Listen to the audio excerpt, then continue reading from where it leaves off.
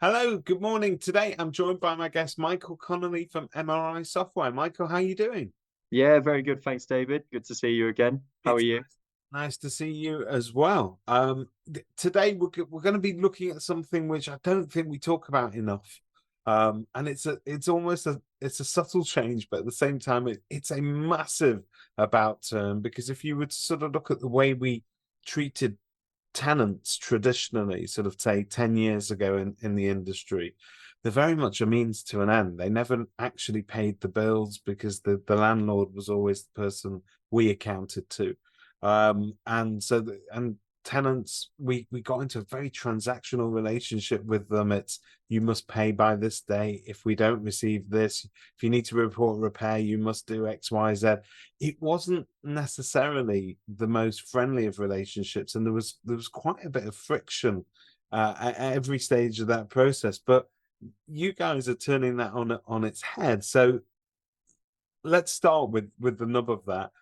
Why do you think that, do you think the tenants are being or becoming more valued in agency?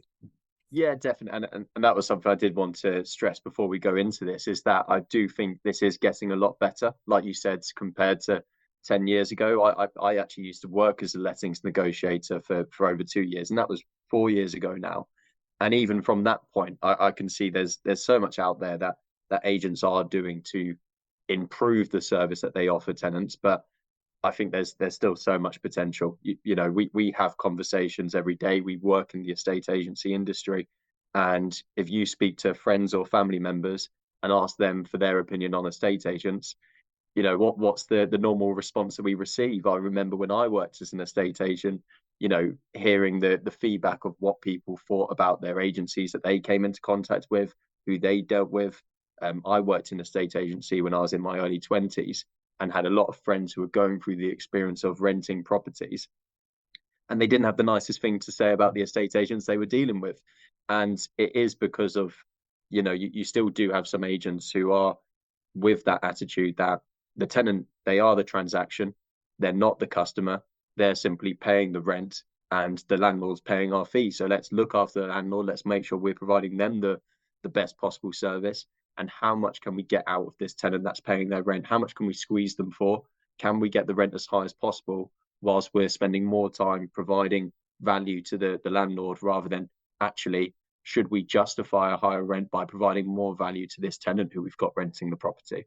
And sometimes in terms of providing value to a tenant, it's not necessarily about changes to their accommodation because very often it is what it is. You can look after it really well. You can provide a great maintenance service, but it's comes with that customer experience that they can actually feel like they are valued or that they're treated in a certain way, that they don't feel they're having to necessarily beg for something to get done.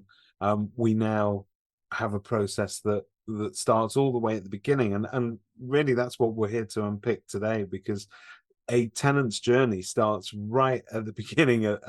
A portal inquiry very often, Yeah. for a property, they'll raise an inquiry, and send that into the agent, and those agents then have to start to decipher whether or not that tenant fits the bill, Yeah. is the sort of person that they want to be renting that property to. And so there's an awful lot going on behind the scenes, but how can we join up that process? Yeah, and I think, look, you touched upon a good point there. Our journey with that tenant starts when they're first inquiring about that property. And it's funny because I think something along that journey does tend to switch when, up until the point of them making an offer and offering against that property, we're almost treating them as kings when they're going into viewings, because we want to get an offer from that person and we're giving them the best possible service. But somewhere along the way, we think, actually, now that they're in this property, it's all about what can we get from them, and, you know focusing on the landlord rather than that tenant. But like you said, our interactions are starting from when they first register their interest. But I think before we talk about the advantages of tech and what solutions out there in the market can do, it always comes back to customer service. How are we answering the phone to someone when they're inquiring about a property? And I think we do that very well on the sales cycle. But then also when they're in the property, how do we pick up the phone when they're logging their third maintenance request? It might be a bit frustrating as someone in the office picking up the phone all the time and oh no, it's this person again.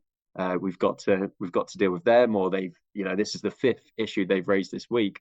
But the attitude and how we talk to them on the phone and how we greet them when they come to the office, all of this is setting how they see you as an agent in their eyes. So, I think before we even look at solutions, it's how we view these tenants and how we treat them on a day-to-day basis.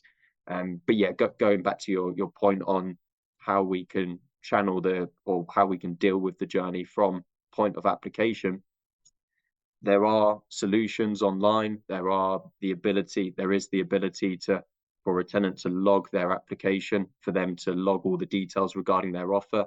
Gone are the days where people have to come into an office and deal with that offer in person. We've got offers going over the phone, but now we've also got the ability for tenants to go onto a portal and log details regarding their offer, for them to add all the people that are moving into the property. And it benefits the tenant, but also benefits the agent that's dealing with that offer.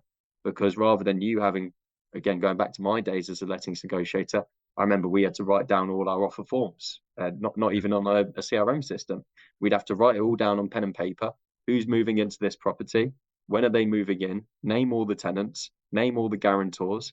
And whilst I'm good at typing in on the laptop, my writing isn't the quickest, so that takes time. So it's just, how can we speed up the process, not only for the tenant, but also for the agent on the other end of the phone call?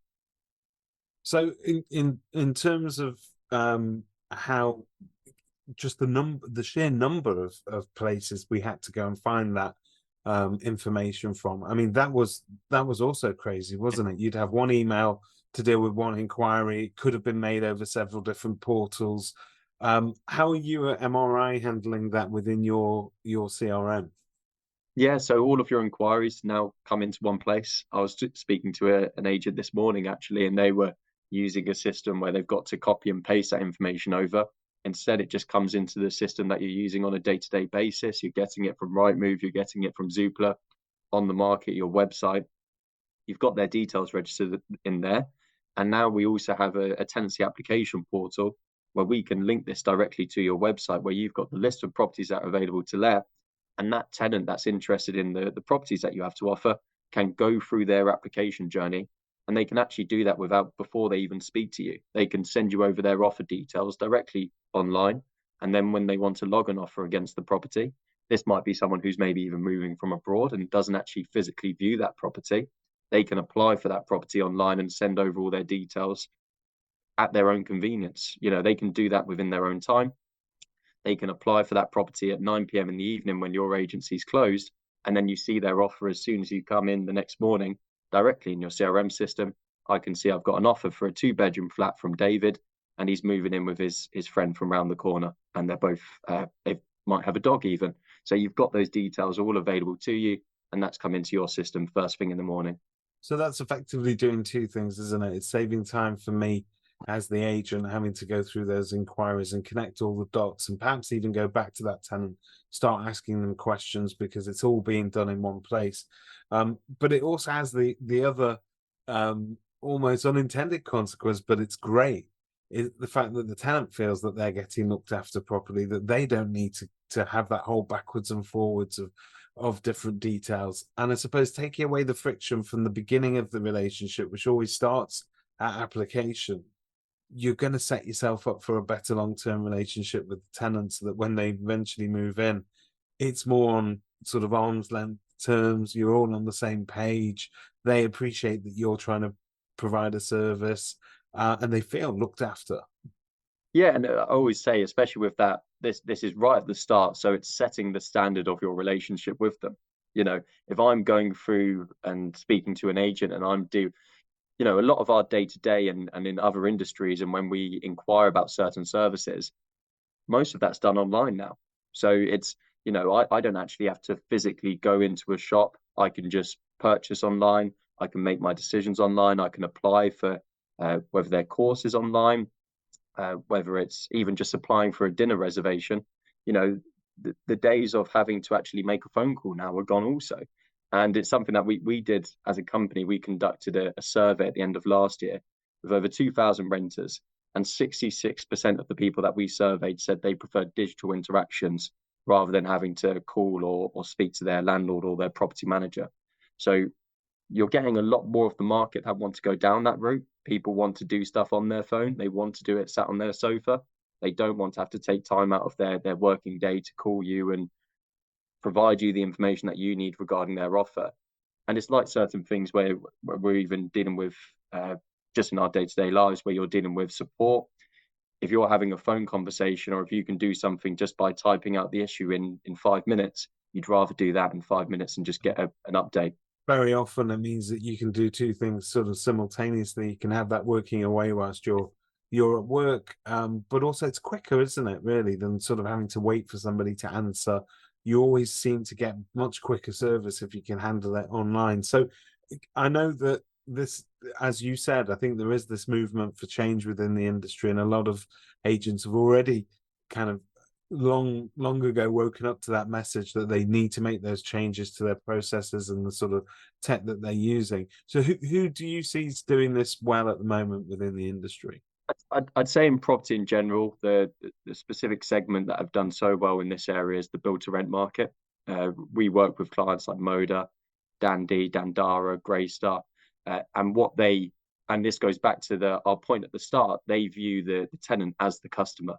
That's the most important person. So their journey from start to finish has to be as slick and as efficient as possible, Yeah. because they're all about maintaining that tenant. They want them to stay for as long as possible, but not only for them to stay, but for them to tell everyone about the service that they experienced. And that's what that part of the market is doing so well. So it's something that a state agency can learn from that, and also why we think, why are more people moving towards that form of living? So what can we do to improve our service? And also it's also something that you can have with your landlords as a discussion. This is what we can provide. This is how we can compete against these other offerings. This is how we can make your property more appealing to that market. Because that sector is all about service, isn't it? It's all about the added value that you're getting as a tenant with ancillary services, and just your experience, I suppose, start to finish, is very much more of that concierge type relationship. Hotel guest. They're treated like a hotel guest. You are seen as the most important person when they speak to you, and that's something that we in the estate agency part of the market, we can learn a lot from. It's what they've done so well, and it is what we are seeing within MRI. More agents that are signing up for sales and lettings as their core solution to manage their day to day. But there's now more and more interest in the tenant portals, because they see the value in someone having the ability to log a maintenance request, to view a document, to make payments, all of that available to them on their phone, because they can see the value in, if we keep our tenants happy, that's creating that brand image. And it's also something that we can speak to our landlords about and say, well, because you've got to think from a landlord perspective. If I've got 5 people valuing my property, well, what makes you different to the other 4 that gave me the same quote on the management fee? And maybe they've even said they can achieve a higher rent. Why should I go with you? Well, we can provide this. This is how we can stand out. We provide our tenants with this access. And it's something that we tell all of our tenants during viewings. And it's something that the build to rent market do to justify their higher rental amount. As a tenant renting a build to rent unit, I know I am paying a premium, but I'm paying a premium for the experience of living within that building. So what can we do in a estate agency to create a similar experience? And this is something that some of the agents in the market have realized. That's really interesting. Well, Michael, this wouldn't be a property industry webinar in 2023 unless we mentioned AI. So we've got to do it. It's literally on the tip of everybody's tongues at the moment. Every conference you go to, every webinar you attend, it somehow AI sort of comes into the mix, because genuinely, I think a lot of us are very sort of interested in it. Some of us are a little bit afraid because we don't know what it ultimately means. Some of us don't know how to utilize it and make best use of it. But I get to see some really interesting stuff happening with suppliers bringing it into use. So give us your take on it at the moment, how estate agents should be perhaps embracing it a little bit more. Yeah, and it's something that we're slowly implementing. It's not something like AI. You have to be responsible. You don't want to rush out functionality and just let not to scare people, but the robots take over. Within sales and lettings, we have the ability, and what we've recently added in this year is if you upload a floor plan, we can use AI to scan that floor plan and populate the dimensions within your system. So that's just the first example that we've looked at. I was speaking with our head of development earlier today. What we're looking at now is, can we get AI to write the property descriptions for us? Can we then look at email templates or email responses that are being sent out? But what we always need to have is the human interaction. So what we will never do is just simply let AI write the property description that's then published on Rightmove and Zoopla. Instead, there has to be a human being going, okay, I'm happy with that. Let's get that out onto the portals.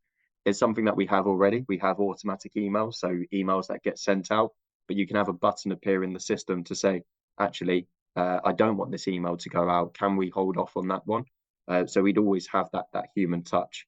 We do have other solutions within MRI as a whole. So we have a product called MRI Contract Intelligence, where you can use AI to extract key data out of multiple documents, rather than having to read through thousands of documents to find the information that you're looking for. So there are some really clever tools and functionality that you can use with AI, but it's just being responsible with that. So it's never going to take over a human being's job. And I think always with technology advancing, new roles are created as a result. So rather than seeing this as I've got to be worried this is going to replace me, will this technology create new opportunities for us to improve the service that we offer at the end of the day? Just to come full circle on the sort of self-service approach when we look at customer service, I can obviously see the advantages now to a tenant of being more included and having a little bit more, I suppose, autonomy over the parts of the process that they own. And landlords, I'm presuming the advantages to landlords of a self-service approach, as well as that these are people traditionally who are extremely time poor. They're not, they won't use two sentences where two words will do. So, maybe this is a way forward there as well. Yeah, and it's something for me to stress. We have these solutions for tenants, but we also have the solutions for landlords. So in the same sense, where a tenant can report a maintenance issue, a landlord can approve a contract to that they want you to move ahead with. They can make their payments that they need to against management fees, for example, or view their documents. So it's about supporting both. And you're right in raising it. It's the self-service element. Rather than you having to do everything for your customers, instead you can empower them to have the tools to do it. And where we have to see the benefit is it's providing a better service to our customers, but it's also freeing up our time. So if you've got someone in your property management team who's constantly receiving calls saying, can I get a copy of my AST? And they've got to stroll through thousands of emails to find that, or search within their system. Instead, it's just available to the tenant and the landlord on their phone. So it's just the reason I'm smiling is that for years we've just sort of sent out everything we possibly can. Well, here's a statement, here's some information about some changes that we're making, and here's this, that, and the other. And what we haven't appreciated is that not everybody wants to read everything. So tailoring that content that you're releasing, I suppose, to your communities, to your customers on both sides of that transaction, and tailoring that content means you get higher engagement rates, don't you? Because you're sending them stuff that they feel is relevant to them. Yeah, and also, we have these solutions in place, but it's not removing every element of your service. You might have the landlord who just does not like the idea of having things available to them on their phone. They still want to come into the office in person. All we're doing is providing you with other options that are available to you, so that you've got more strings on your bow. You can offer a more varied service, and that you can meet the requirements of, like I mentioned on that survey, the 66% who would rather digital interactions. You're then satisfying that customer base. So yeah, there's multiple ways around this, but it's just making sure that you've got every solution for every client. So, Michael, I know that changing CRMs is a daunting task for any agent, because we tend to get very sort of paranoid about the data that we've been holding over the years, and it's important data. It's it's statements, it's payments, it's gas safety data, it's all the minutiae that goes into lettings and management. But each one of these things are extremely important compliance wise. So if an agent is thinking about making these changes and starting to implement perhaps a healthier process with regards to how they approach their customer base, what's the best way to do that with MRI? Is it's sort of jump on a Zoom call to sort of try and scope out what they're looking for and what you provide? Yeah, I think the first point to raise, and we're very upfront with the clients we speak to, is that it's never easy. It is a project. It is something that you have to be ready for. You have to have the team in place to make the move a success. But like you rightly said, it's jumping on a Teams call, jumping on Zoom, finding out more about your current solution, what information you have on there, and what your plan looks like. What are you trying to achieve? Because what we have to have on our side is what's your clear milestone? Where do you want to be? What do you want to be doing? What do you want the system to be doing for you, so that we know what success looks like to you and your team. But yeah, it is a lot of work. We do have implementation teams in place so that we've got people who are there ready for getting your system set up, but also configuring your system to you and your team. We have the training team to make sure that you're getting the most out of the solution. And then we'll also have guidance around getting data into the system. So for certain companies, we look at a data import from the solution that you're currently on. And some other clients, depending on size and the number of managed properties that you're moving over, you might look at a manual data entry. But it just always depends on the individual scenario, individual use case. But these are conversations that we have with agents. But yeah, my pre-warning would be it is work, but we're there to help. Fantastic. Well, Michael, thank you very much for giving us your time today. Brilliant. Thanks for having me, David. Great Thank speaking you. to you.